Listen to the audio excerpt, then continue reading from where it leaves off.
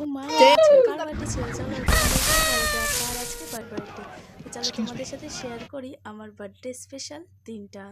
তো প্রথমে সকালে উঠে স্নান করে নিয়ে খেয়ে নিলাম চা বিস্কুট, তারপরে মা করে নিচ্ছিল পুজো, সেটার প্রসাদ খেয়ে তো মা আমাকে খাইয়ে দিচ্ছিল, যেহেতু আজকে আমার স্পেশাল দিন। তো মা আমার জন্য বানিয়েছিল পঞ্চব্যঞ্জন খাওয়া দাওয়া। তো তারপরে আমি খেয়ে রান্নাগুলো কেমন হয়েছে দিয়েছিলাম যে কেমন হয়েছে, সব একটু টেস্ট করে দেখ। খেতে খুব ভালো লাগে। তো আমার দিদি দেখো কি বলছে, যার যেটা পছন্দ, পনির পছন্দ পনির আগে। আমার দিদি আমার কথা শুনে একদম কি ভাবছিল যে, তারপরে আমার দিদি সন্ধ্যাবেলা করছিল আমার জন্য ডেকোরেশন। আমার তা দেখে একটু চোখের জল আর ধরে রাখতে পারলাম না।